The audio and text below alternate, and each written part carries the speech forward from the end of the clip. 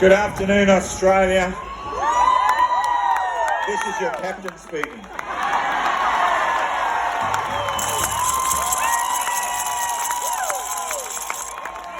I'd like to introduce you to my first officer this afternoon, my beautiful wife, Michelle. She's the best co-pilot I ever had. In fact, she's captain all the time and I'm just her co-pilot. You know, what do you say? Welcome to Australia. And I don't do rallies on a Saturday because I'm a Seventh-day Adventist Christian. And Saturday is our day of worship. Saturday is our Holy Sabbath day. But I prayed and I prayed and I prayed and I looked at the state of this country and I asked God, what should I do? He said, go to Sydney. That's your church.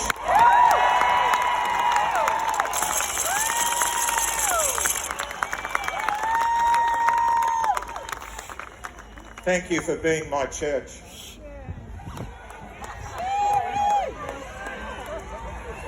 I want to tell you a story about another Seventh-day Adventist Christian. He was an American, a young man from the Midwest, a slightly built, insipid young man who came from a rough childhood, just like me.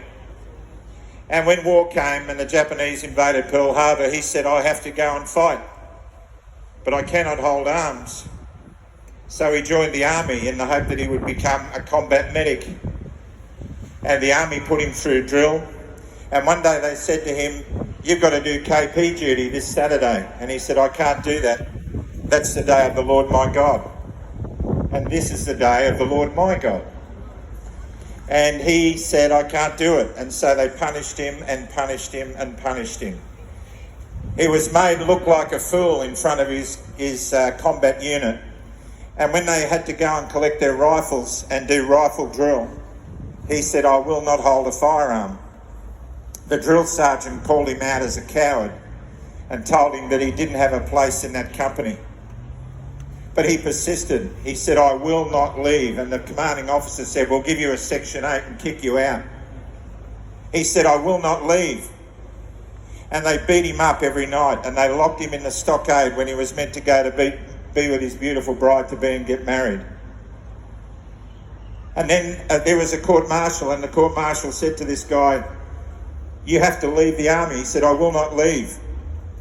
And they said to him, what do you want to do? He said, I want to be a combat medic. If this world is so screwed up and so torn apart, would it hurt if a few of us tried to put it back together again?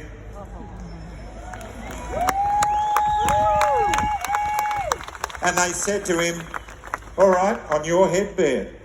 So he never held a weapon. They gave him a first aid kit and a helmet with a red cross on it. And they sent him to Okinawa. That man's name was Desmond Doss. Yes. Woo! And Desmond Doss was sent with his unit to reinforce Hacksaw Ridge. Yes. You've seen the movie? Yes. Hacksaw Ridge. They climbed 150 feet up rope ladders to reinforce a unit up there that had been tortured and decimated by Japanese defending their homeland, like we are now. And when they got up the top, they saw unspeakable horror, and they were met with withering fire. And as men were falling, riddled with bullets and blown to pieces, Desmond went to every one of them and he injected them with morphine and he covered them with sand. And they said, Desmond, don't let me go.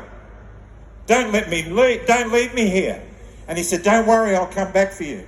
And that afternoon, they were really badly defeated and they had to retreat and go back down the cliff face. And when they got to the bottom, they said, where's Desmond? And they said, he's still up there. And that night, when it got dark, he went out to one of the first guys that he buried. He dug him up and he dragged him back to the edge of the cliff and he tied a rope around his shoulders and he lowered him to the ground. And medics were waiting at the bottom and they took this guy to the aid station. They said, how did this guy get down? They said, must be Doss. That night, he lowered 75 men to the ground. 75 men. Japanese and American.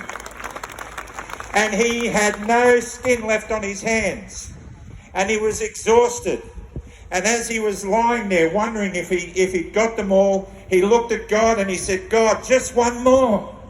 Just one more. And he went back and he found another. Desmond Doss was awarded the highest medal for bravery in the world, the Congressional Medal of Honor. And he never held a rifle. And he was a conscientious objector, just like you. Just like you. I dare to be Desmond. I want you to dare to be Desmond. Give me a cry out if you'll be Desmond with me. Just one more. Just one more. Just one more. Just one more. Just one more. You know what that means?